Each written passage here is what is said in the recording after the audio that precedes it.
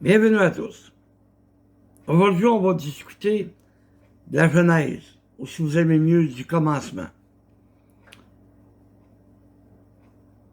Je me souviens, il y a quelques années, discuter avec quelqu'un. Et lui, il ne croyait pas en Dieu. Tout ce que je disais, ça rentrait pas, ça coulait comme sur l'eau d'un canard. Et un moment donné, il me dit, c'est qui Dieu? C'est qui l'a créé, Dieu? Et la seule réponse que j'ai eue pour lui se trouve dans le livre d'Hébreux, au chapitre 11. Hébreux 11, le verset 3. Hébreux 11, le verset 3. Hébreux 11, 3. C'est par la foi que nous reconnaissons que le monde a été formé par la parole de Dieu, en sorte que ce qu'on voit n'a pas été fait de choses visibles. C'est par la foi. C'est par la foi que je reconnais que tout ce qui a été créé, tout ce qui nous entoure, la terre, le ciel, l'univers, a été créé par Dieu, par la parole de Dieu. Donc, c'est la seule réponse que je pouvais lui donner. Nous, dans notre conception des choses, excusez-moi, dans notre conception, c'est que ça prend la semence d'un homme et la semence d'une femme pour avoir un enfant, pour créer un enfant, créer un homme. Ça, c'est notre conception. Mais Dieu a toujours été là. Il est éternel. Et c'est pour ça que je vous amène dans le livre de Genèse. De quelle manière tout a été formé. De quelle manière Dieu a tout créé lui-même. Vous savez, quand on dit c'est par la parole de Dieu, ben c'est pas compliqué à comprendre.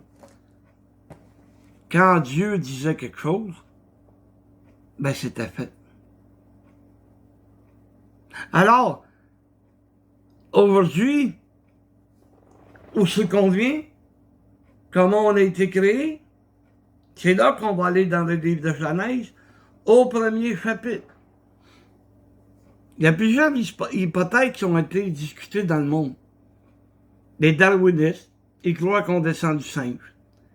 Les raéliens, ils croient que nous sommes une sorte de laboratoire pour les extraterrestres. L'athéiste, lui, parce qu'il se pose pas de questions, il y croit pas. Donc c'est facile pour lui. Pour lui, là, il est venu sur la terre, ses parents l'ont mis sur la terre. Il va vivre sa vie, il va mourir, puis ça finit là. Ça marche pas de même, là. Tu vas te présenter devant Dieu. Et tu n'auras pas le choix de te présenter devant Dieu. Même si tu y crois pas. Même si tu veux pas admettre. Si tu veux pas admettre l'existence de Dieu. L'existence de Jésus. L'existence de l'Église n'est pas là pour rien. Non, mais en croyant pas, je n'ai pas besoin de l'Église. Je n'ai pas besoin de glorifier Dieu. Je n'ai pas besoin de le louer. Il n'existe pas. Mais au contraire, Dieu existe. Par la foi, on reconnaît que Dieu a créé l'univers. Et dans Genèse 1, le verset 1, au commencement, Dieu créa les cieux et la terre. Au commencement, dès le début,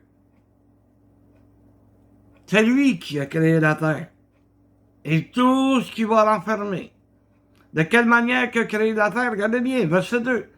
La terre était informe et vide. Elle n'avait pas de forme. Elle était comme une montagne.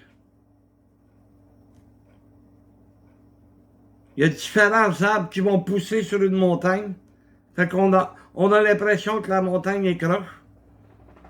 Il n'y a pas de forme. Il n'y en avait pas. Elle n'était pas carrée, elle n'était pas ronde. Elle n'était pas ovale comme un ballon de football. Il n'y avait pas de forme. Puis elle était vide. Alors, on voit qu'il y avait des ténèbres à la surface de l'abîme. Et l'Esprit de Dieu se mouvait au-dessus des eaux.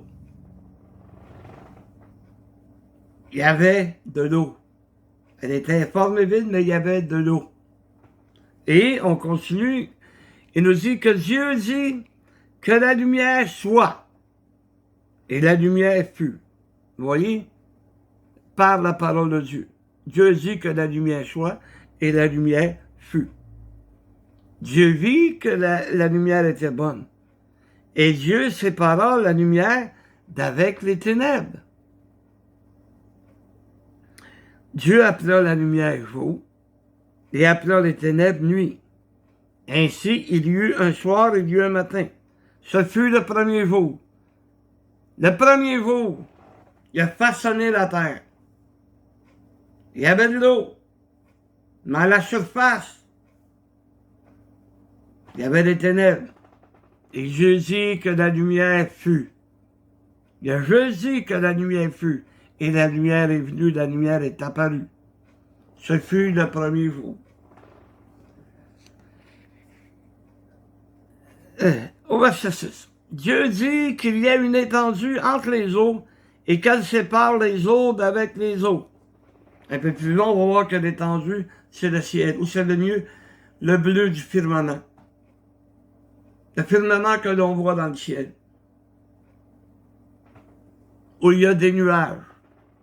Les nuages, on le sait, qui est composé d'eau. D'accord? Mais il y avait de l'eau là. Mais il y avait aussi l'eau qu'on a vu tantôt sur la terre. Il y en avait. Il fallait séparer les deux. Et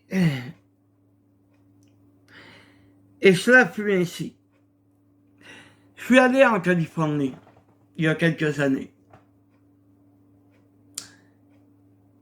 Et j'étais sur le bord de l'océan. L'eau était bleue d'une pureté, c'était pas possible. Et j'ai regardé au loin. J'ai vu la ligne de démarcation. Le bleu de la mer et le bleu du ciel. Et quand tu regardes au loin, là. Et c'était formidable. C'était deux bleus différents. Mais tu étais capable de les distinguer. Donc, il y avait des nuages qui étaient des eaux dans le ciel. Et il y avait la mer ou toutes les étendues d'eau. Dieu appela l'étendue ciel. Ainsi, il y eut un soir et il y eut un matin, ce fut le second jour. Et le verset 9. Dieu dit que les eaux qui sont au-dessous du ciel se rassemblent en un seul lieu, et cela fut ainsi. Dieu appela le sac. Dieu dit que les eaux qui sont au-dessus du ciel se rassemblent en un seul lieu, et cela fut ainsi. Dieu appela le sec terre, et il appela l'amas des eaux mer. Dieu vit que cela était bon. OK? C'est là que Dieu a formé les continents. De la terre qui est sortie et l'eau qui était autour. L'eau qui était tout autour de la terre. Il a appelé la terre, c'était sec, il a appelé ça terre.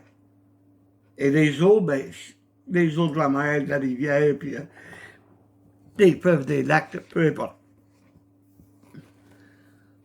Et au verset 11, puis Dieu dit que la terre produise la vertu. Et au verset 11, Puis Dieu dit que la terre produise la verdure, de l'herbe portant de la semence, des arbres fruitiers, donnant du fruit selon leur espèce, et ayant en eux leur semence sur la terre. Et cela fut ainsi.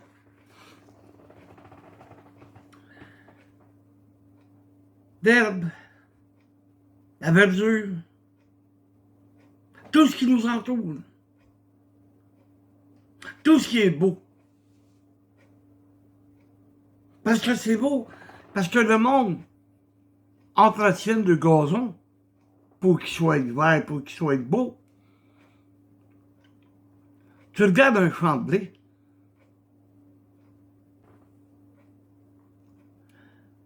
tu regardes un champ de blé,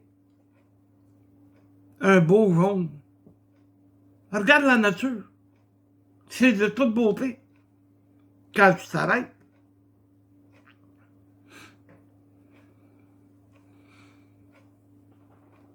il y a des gens qui préfèrent la ville. C'est le droit, c'est le choix. Mais, quand arrive l'automne, ils sortent de la ville puis ils allent se promener en campagne à cause des arbres qui perdent leurs feuilles, des arbres qui sont de couleur jaune, rouge, tu sais. Toutes sortes de belles couleurs qu'il y a. Ça, c'est la nature de Dieu. Comment qu'il y en a qui vont aux pommes? À l'automne, hey, c'est fun, il y a cueillir deux pommes, eux autres mêmes. Quand arrive le commencement de l'été, ils vont aller cueillir leurs fraises, d'autres qui vont aller cueillir des framboises plus tard, les mûres, les bleuets. Ils ont beau rester en ville parce qu'ils n'aiment pas la campagne, mais il y a des choses dans la campagne qui les attirent quand même. C'est la beauté qu'il peut y avoir. Vous savez, on sait qui c'est qui était aux pommes. Si tu es abonné à Facebook, là, tu le sais.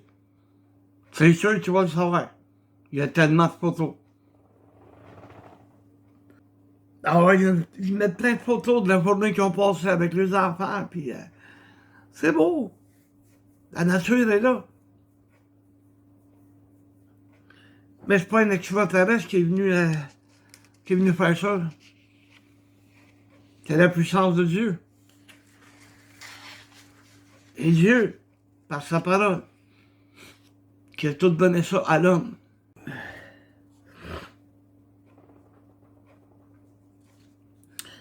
Verset 13. Ainsi il y eut un soir et il y eut un matin. Ce fut le troisième jour. Et verset 14, Dieu dit qu'il y ait des luminaires dans l'étendue du ciel pour séparer le jour d'avec la nuit, que ce soit des signes pour marquer les époques, les jours et les années.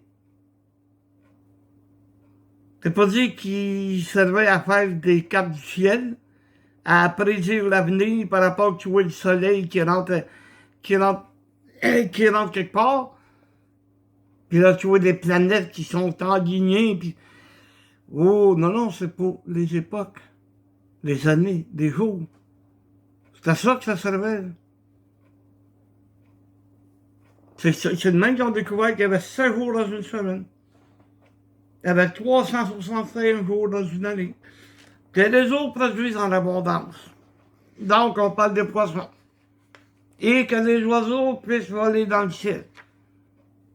Vous savez, si on se fie à la théorie de Darwin,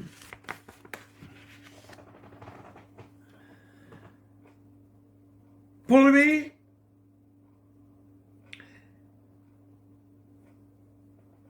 un poisson a décidé de sortir de l'eau. Suivez-moi. Ensuite, comme il ne pouvait pas marcher, il s'est fait apparaître des pattes. Ensuite, il a commencé à marcher ses pattes. Et à un moment donné, mais il s'est levé debout. Il a fait disparaître sa queue. Il a commencé à grimper des arbres. Et il est devenu un singe. C'est pas ça que Dieu dit. Il a fait les poissons en abondance dans l'eau. Ensuite, il a fait des oiseaux. Et les oiseaux allaient voler dans le ciel. C'est ça que Dieu a fait. C'est ça que je dois croire. Pas croire à un homme que lui, là, bon, dans sa théorie, là, tu pars d'un plancton, tu es rangé avec un singe au bout de la ligne. Puis le singe a décidé, ben moi, je veux devenir un homme. Ben expliquez-moi comment ça fait qu'il y a encore des singes. S'ils sont si intelligents que ça. S'ils peuvent changer. Tu sais, on dit qu'un singe va faire des singeries. Pourquoi? Parce que c'est de la stupidité. Ils n'ont pas d'intelligence. Ils ont un instinct, mais ils n'ont pas d'intelligence.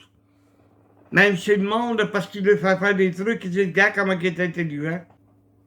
Il y avait 365 jours dans une année. Hey. La nuit, c'est la nuit. Le jour, c'est le jour. Ils en sont arrivés à cette conclusion. Et qu'ils servent de luminaire dans l'étendue du ciel, pour éclairer la terre, et cela fut ainsi. De jour, on a le soleil, la nuit, on a la lune. Vous savez, quand c'est la pleine lune, ça éclaire pas autant que le soleil, mais ça éclaire. Quand il n'y a rien qu'un quart de lune, là, on s'aperçoit comment est-ce qu'une lune qui est pleine, on peut voir clair. On voit beaucoup plus clair. Et c'est fait ainsi que Dieu a créé le soleil ainsi que la lune. Et Dieu fit les deux grands luminaires. Le plus grand luminaire présidé au jour et le plus petit luminaire présidé à la nuit. Et il fit aussi les étoiles. Et une de ces étoiles, c'est le soleil, qui va nous réchauffer, qui va réchauffer la planète, qui va faire monter la température, au point que l'eau va monter et former des nuages. C'est le soleil. Dieu déplaça dans l'étendue du ciel pour éclairer la terre, pour présider au jour et à la nuit, et pour séparer la lumière d'avec les ténèbres. Dieu vit que cela était bon. Il y eut un soir et il y eut un matin. Ce fut le 4e jour. Alors,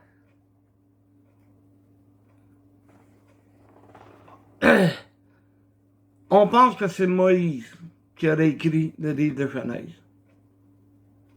Et il nous montre de quelle manière Dieu a tout créé. C'est Dieu qui a inspiré Moïse. Vous savez, quand il était 40 jours dans le désert, là, dans la montagne, au mont Sinaï, et qu'il discutait avec Dieu, de quoi vous pensez qu'il discutait? Rien que de la loi. Non, il a fallu que Moïse retourne. Et c'est là que Dieu a donné beaucoup plus de lois, une explication aux lois. Mais durant ce temps-là, moi, je suis convaincu que c'est le livre de Genèse qui est en train d'écrire, en présence de Dieu.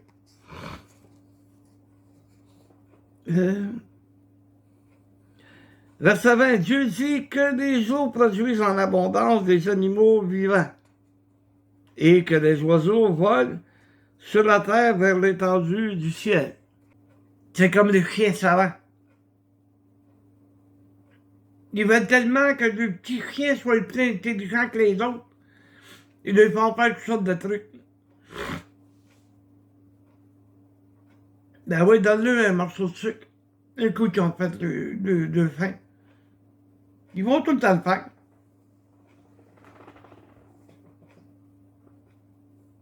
Il faut suivre l'ordre des choses. Ils n'ont pas... j'ai pas besoin de théorie. Par la foi, ça finit là. Dieu dit, je m'en pratique. Ben, j'essaie pas de me trouver une raison pour abandonner. Parce que si tu veux une raison pour abandonner, le diable va t'en donner un millier.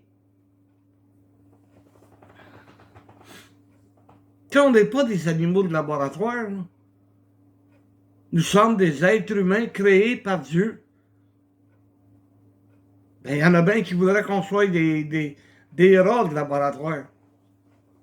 Un peu comme Hitler a fait avec le peuple juif. Il s'est servi d'eux autres pour faire avancer la science, la santé. Mais ils ont souffert en pas pour rire, là. Mais avant qu'ils trouvent de quelle manière geler quand tu vas te faire arracher les dents, c'est les Juifs qui se sont fait arracher les dents à froid. Parce qu'ils essayaient toutes sortes de méthodes, mais ça ne gelait pas. Comment qu'il y en a qui se sont fait arracher les dents même? Hey! Puis, il ouvrait pour voir au scalpel, pour voir comment est-ce que le foie réagit, pour voir comment le pancréas travaille.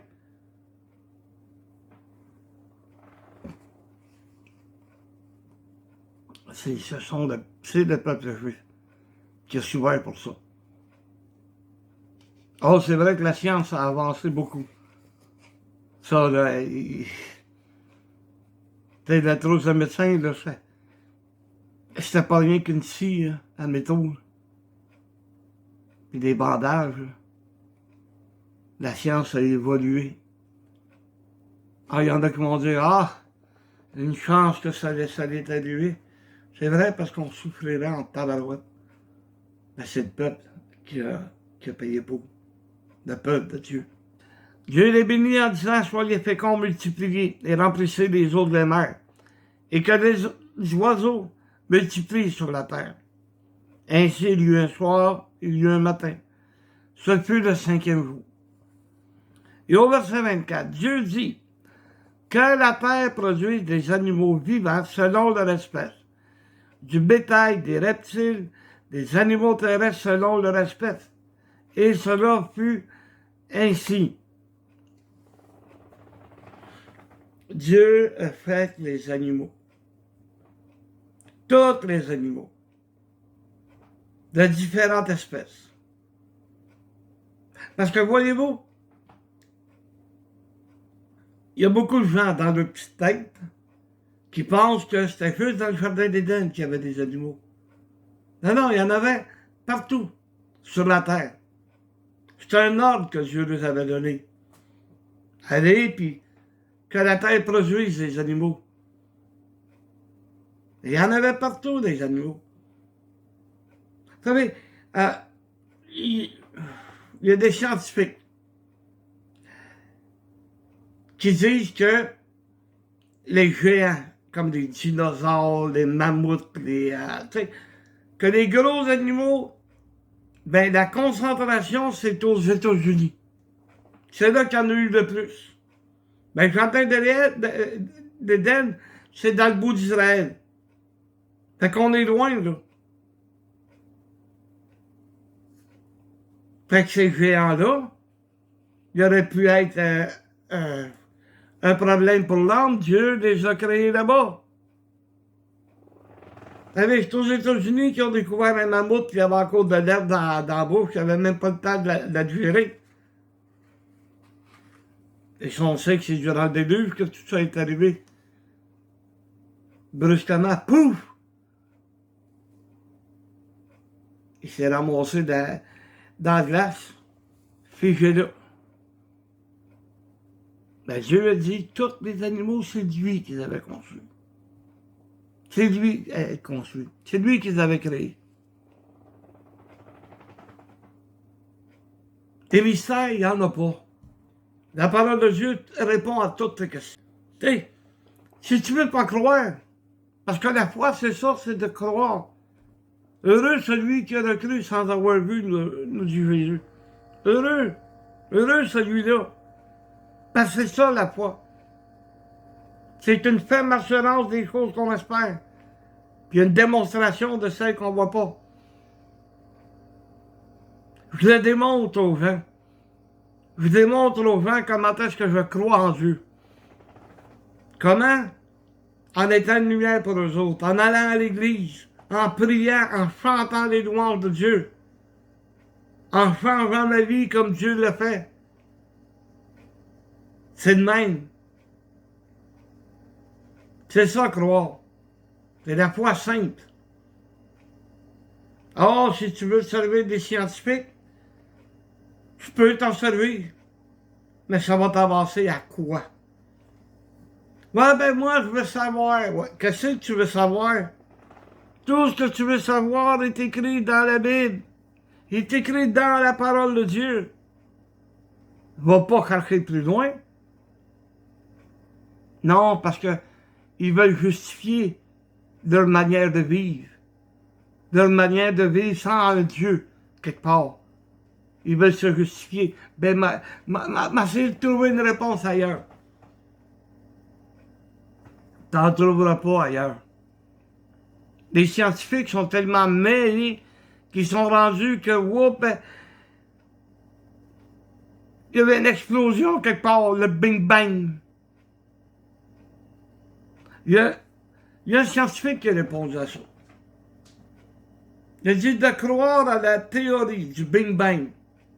C'est comme si on prenait toutes les lettres qui peuvent exister dans le monde, toutes les lettres, et qu'on les lance dans les airs.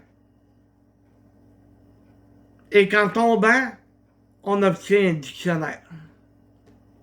Vous voyez comment c'est ridicule le Big Bang? C'est aussi ridicule que ça. Ça, c'est pas moi qui le dis, c'est un professeur. Un savant, un scientifique qui étudiait justement sur le Big Bang. A essayé de réveiller le monde. Ça n'a pas donné grand-chose à part qu'il a fait rire de lui. Mais moi, on me donne pas, ils peuvent rire de moi tant qu'ils veulent.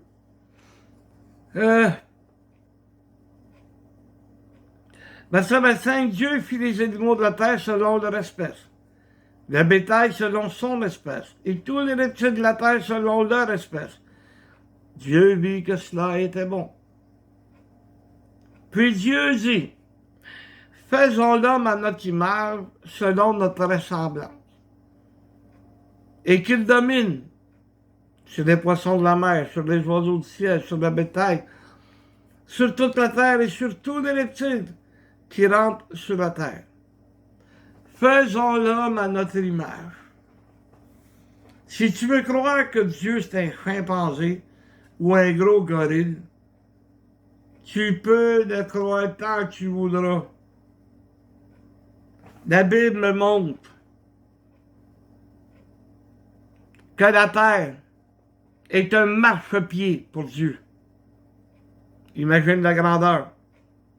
Ça veut dire que Dieu avait des pieds. À une autre place, on peut dire qu'il a maintenu les eaux de la terre dans sa main. Ça veut dire qu'il avait des mains. Ça veut dire qu'il était intelligent, il avait une tête. Il avait des sentiments, des émotions comme nous. Il en parle partout. Dieu a tant aimé le monde qu'il a donné son Fils unique. Il y avait une émotion, là. Il me tient dans ses bras. Fait que voyez-vous, faisons l'homme à notre image. Dieu n'est pas un singe ni un gorille. Je suis fait à l'image de Dieu. À sa ressemblance. Ça veut dire qu'il ressemble à ça, Dieu.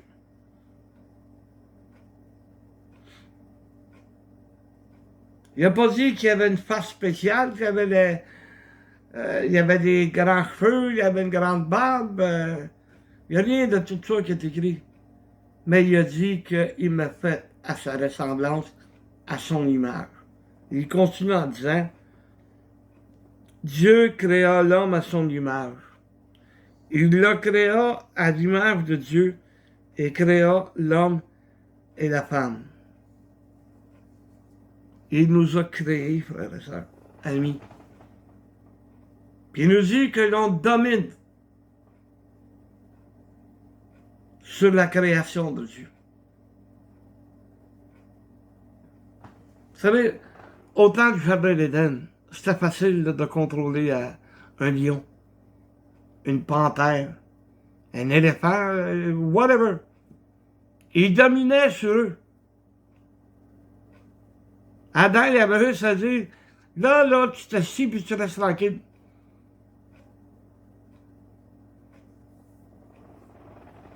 Tu sais, la chasse n'était pas ouverte à cette époque-là. Jardin d'Éden, là, même les animaux, vous pouvez continuer votre lecture, vous allez voir que Dieu avait donné l'herbe comme nourriture aux animaux. Adam n'avait pas besoin de chasser, il n'avait pas besoin de tuer. Il y avait tous les arbres fruitiers, sauf l'arbre défendu, le fruit de l'arbre défendu. Domine sur les animaux. Aujourd'hui, depuis la nuit des temps, comme on pourrait dire, l'homme a été amené à chasser. Il a été amené à élever du bétail. Tuer le bétail pour être capable de manger. Il a dit à Pierre, dans le livre des Actes, Dieu il avait fait faire un rêve. Il avait montré tous les animaux. Il a dit, lève-toi, tue et mange. Et Pierre a dit, hey, de qu'est-ce qui a été déclaré impur, j'en mangerai pas. Et Dieu a déclaré tous les animaux purs. À partir de là, tu peux manger n'importe quoi.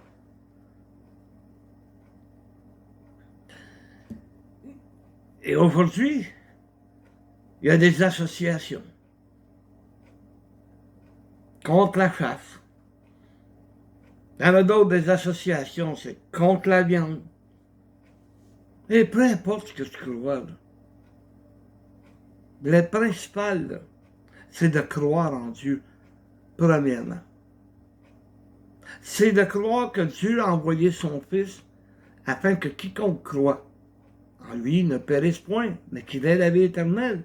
C'est ça qui est le principal de tout. C'est de croire que Jésus est mort sur la croix pour nous sauver. Tu sais, que tu manges du porc ou que tu ne veuilles pas en manger, ça ne change rien pour mon salut. Tu sais, si tu aimais le lièvre, puis que tu t'en abstiens pour ne pas être une pierre d'achoppement pour quelqu'un, c'est un animal qu'on pogne au collet, donc il est étouffé.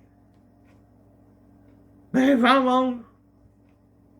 Je ne veux pas t'offenser, mais c'est ça. Ce qui est important pour moi, c'est le salut que Dieu m'a donné, c'est l'amour que je dois partager, c'est d'être avec les membres de l'Église, c'est d'être en fraternité. C'est ça qui est important. Quand tu manges un animal étouffé, voilà tu manges tout ça d'animaux. Le poisson, c'est bon, j'aime ça le poisson. J'aime ça, moi, un bon jambon. Surtout au prix qui est rendu, hein, on n'en prend pas souvent. Mais quand ma femme en achète un, on se régale. Mais c'est du porc. Hey! C'est pas ce qui rentre en dedans qui souille, c'est ce qui sort. C'est ça qui est important de savoir. Il y a des choses méchantes qui sortent de nous. Mais manger une tranche de porc frais, ça fait pas de moi quelqu'un de méchant. Parce que je vais manger du porc frais. Le porc frais, bon dans le bœuf. Et je suis pas un tripeux de steak. Mais il y en a là, qui vont aller jusqu'à payer 40, 50 piastres pour un morceau de steak. Et les affaires, ça te dépend, là, que tu vas sur le charcot. Tant mieux pour eux autres. Mais ça ne change rien. C'est pas parce qu'il va manger du steak qu'il va être sauvé. C'est parce qu'il va accepter Jésus comme son sauveur. Il n'ira pas en affaire à cause du steak qu'il a mangé et du prix qu'il a payé. Pas ça qu'il va le conduire en enfer. C'est de qu'est-ce qui va sortir de sa bouche. Tu crois dans ton cœur que Dieu a ressuscité le Seigneur Jésus d'entre les morts et confesse-le de ta bouche. Ça veut dire qu'il faut qu'il sorte de ta bouche. Mais si tu es là en train de maudire Dieu, si tu es là en train de dire que Dieu n'existe pas parce que tu es un athée, c'est ça qui te condamne. Tu sais, Dieu nous a donné la création pour nous montrer comment est-ce qu'il nous aime. C'est pas parce que l'homme est en train de scraper la création de Dieu. Dieu ne l'avait pas créé de cette manière-là.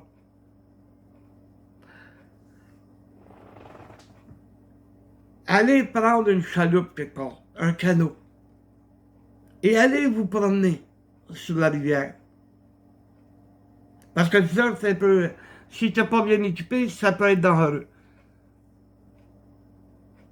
Alors, c'est sûr, quand le fleuve il est à plat de même, qu'il est éclairci, c'est beau.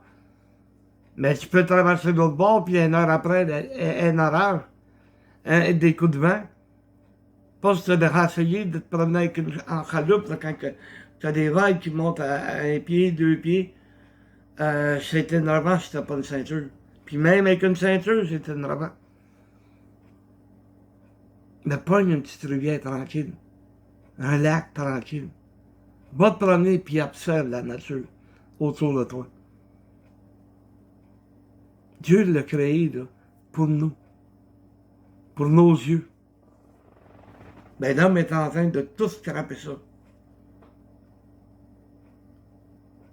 savez, la pollution, là, elle est là.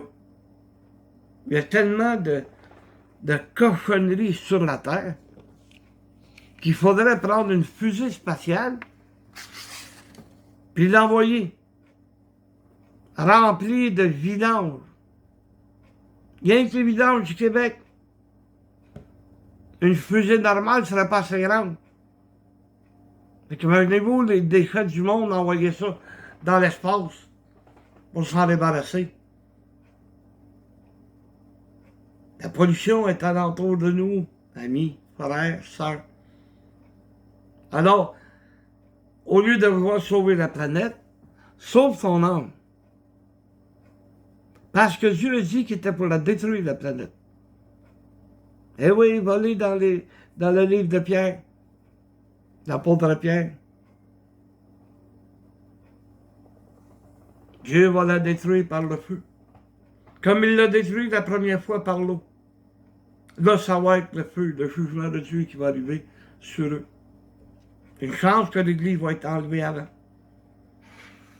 Mais si tu ne crois pas en Dieu, tu ne peux pas croire en l'Église. Tu ne feras pas partie de ceux que le Seigneur va amener vers lui pour justement les protéger de ce qui s'en vient. Les protéger du malheur qui s'en vient. Vous savez, je crois. Alors j'agis. J'aime Dieu. Je veux continuer de le servir. Et essayer peut-être, par la foi, par mon exemple, de te convaincre que tu as besoin de Dieu. Que Dieu te bénisse.